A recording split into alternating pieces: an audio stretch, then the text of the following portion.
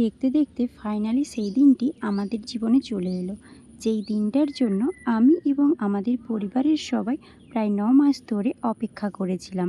দিনটা ছিল 17/6/2024। হ্যাঁ, এই দিনেই আমি অ্যাডমিট হয়েছিলাম নার্সিংহোমে ডেলিভারির জন্য। দুপুরে খাওয়া দাওয়ার পরে একটু রেস্ট নিয়ে বিকেলে রেডি হয়ে নিয়েছি নার্সিংহোমে যাওয়ার জন্য। যাওয়ার আগে ঠাকুরকে প্রণাম করে নিলাম এবং আমার সঙ্গে যারা দেখা করতে এসেছিল, যেমন আমার কাকু কাকিমা, জেঠু জেঠিমা, ঠাকুমা, দাদু, পিসি, সবাইকে প্রণাম করে সবার কাছ থেকে আশীর্বাদ নিয়ে এই যে আমার ভাইকেও হাম্পিকে আমি গাড়িতে উঠে পড়েছি নার্সিংহোমে যাওয়ার জন্য। মনের মধ্যে অনেকটা ভয়ও হচ্ছিল আর অনেকটা আনন্দও হচ্ছিল। যতটা না ভয় হচ্ছিল তার থেকে অনেকটা বেশি আনন্দ হচ্ছিল, কারণ প্রায় ৯ মাস ধরে যাকে দেখার জন্য আমরা অপেক্ষা করেছিলাম, ফাইনালি আজ তাকে আমরা দেখতে পাবো। হ্যাঁ, মানে আমাদের পুচকু সোনাটার কথা বলছি। হ্যাঁ, মনের মধ্যে অনেক কৌতূহল ছিল যে সে কেমন দেখতে হবে, সে ছেলে হবে নাকি মেয়ে হবে, সবটা আজ আমরা দেখতে পাবো, জানতে পারবো। তাই অনেকটা আনন্দ হচ্ছিল। হ্যাঁ, আমার ডেলিভারির ডেট ছিল 22/6/2024, কিন্তু এত তাড়াতাড়ি আমার ডেলিভারি হওয়ার কারণটা তোমাদের সাথে চলো শেয়ার করি। হ্যাঁ, তার আগে আমি তোমাদের বলে দিই আমরা কে কে যাচ্ছি। আমরা যাচ্ছি আমি, আমার মা এবং আমার এক কাকিমা মানে আশা দিদিমণি, আর যাচ্ছে আমার বাপি। তো সবাই যাচ্ছি এখান থেকে আমার বাবার বাড়ি থেকে, আর ওই পাশ থেকে আমার শ্বশুর বাড়ি থেকে যাচ্ছে আমার দেওর আর আমার বরের বন্ধু। ও বলতে ভুলে গেছি, আর যাচ্ছে আমার মামি। তো সবাই যাচ্ছে। আজকে হচ্ছে অ্যাডমিট হব আর কালকে আমার ডেলিভারি হবে, মানে 18/6/2024। তো চলো এখন নার্সিংহোমে যাওয়া যাক। একেবারে নার্সিংহোমে গিয়েই তোমাদের সাথে আবার দেখা হচ্ছে। আমরা নার্সিংহোমে পৌঁছে গিয়েছি, আর এই যে আমার বাড়ি থেকে মানে আমার শ্বশুর বাড়ি থেকে আমার দেওর বরের বন্ধু সবাই চলে এসেছে। আমার অ্যাডমিটের জন্য ফর্ম ফিল আপ করা হচ্ছে। তো এখানে ভিডিও করা অ্যালাউ ছিল না, তো জানতাম না, তার আগে ভিডিওটা হয়ে গেছিলো তাই তোমাদের সাথে শেয়ার করতে পেরেছি, না হলে পারতাম না। তো চলো যাই হোক, অ্যাডমিট হয়ে গিয়েছি আর এই যে এখন রুমেও চলে এসেছি। রুমে এসে একটু রেস্ট নিয়ে এখন এই যে সবার সঙ্গে একটু গল্প করছি, মানে মা আর মামি আছে, আর সবাই আমাকে ভর্তি করে দিয়ে বাড়ি চলে গেছে। আবার কালকে সকালেই আসবে, মানে কালকে সকালে যেহেতু আমার ডেলিভারি আছে তার জন্য কালকে সকালে সবাই আসবে।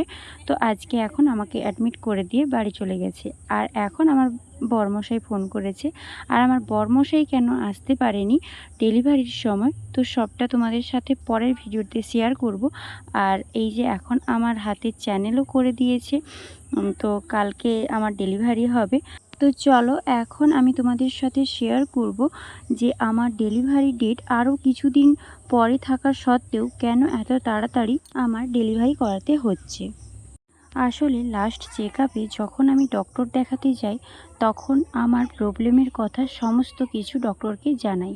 তো ডক্টর আমার সমস্ত প্রবলেমের কথা শুনে ডক্টর আমাকে সেই দিনই অ্যাডমিট করার কথা বলেন এবং বলেন কিছুদিন পরে হলেও কোনো অসুবিধা নেই, তুমি বাড়িতে গিয়ে আলোচনা করো সবার সাথে, তারপরে আমাকে জানাবে। তো সেই মতো আমি বাড়িতে এসে সবার সাথে আলোচনা করলাম এবং আমার হাজব্যান্ডকেও ফোন করে সবটা জানালাম। যেহেতু ও বাড়িতে নেই এখন, তো সেই কারণে ওকে ফোন করে সবটা জানালাম এবং ওরও ডিসিশান নিলাম, এবং বাড়ির সবাই ডিসিশান নিল যে কিছুদিন পরেই তাহলে অ্যাডমিট করানো হবে। তো যার কারণে কিছুদিন পরেই অ্যাডমিট হলাম।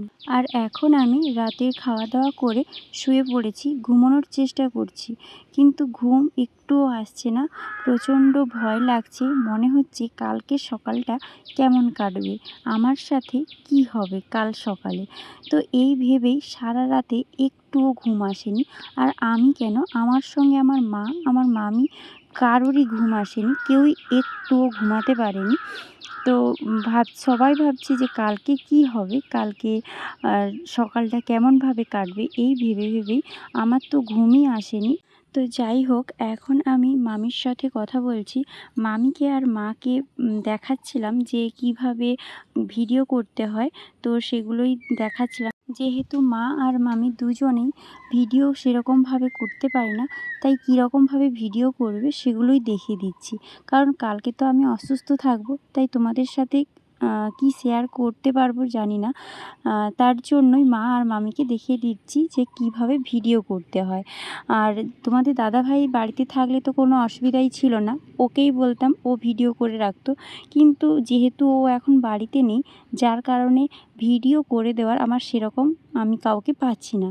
তাই মা আর মামি দুজনকেই দেখিয়ে রাখছি যে কিভাবে ভিডিও করতে হয়। তো মা আর মামি ভিডিও করবে, তোমাদের সাথে শেয়ার করব সেগুলো। তো এখন হচ্ছে সকাল হয়ে গেছে, রাতে তো ঘুম হয়নি একটুও।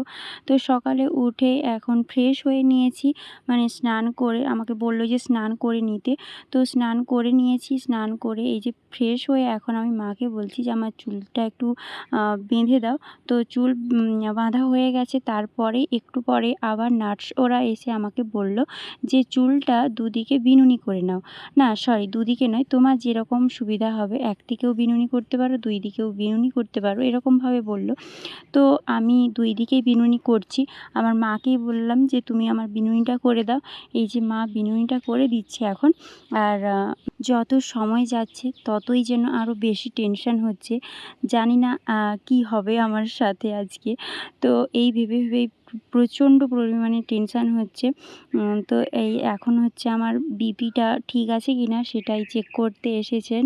তো আমি ওনাকেই বলছি যে এখানে ভিডিও করা যাবে তো? মানে এর বাইরে, কেবিনের বাইরে। তো উনি বলছেন যে না, কেবিনের ভেতরে তুমি সমস্ত ভিডিও করতে পারো, কিন্তু কেবিনের বাইরে এখানে ভিডিও করা অ্যালাউ নয়। তো যার কারণে একটু ভাবছিলাম যে তোমাদের সাথে কি শেয়ার করতে পারবো। তো যাই হোক, কেবিনের ভেতরেই তোমাদের সাথে সবটা শেয়ার করব। তো এই যে আমার বিপিটা দেখে চলে গেছে, আর হচ্ছে আমার বিনুনিটাও হয়ে গেছে। ভিডিওটা আমি এই পর্যন্তই রাখছি। আর নেক্সট ভিডিওতে শেয়ার করব যে আমার ওটি কেমন হলো, আর আমার ছেলে হয়েছে নাকি মেয়ে হয়েছে। তো চলো এখন ভিডিওটা এই পর্যন্তই, টাটা।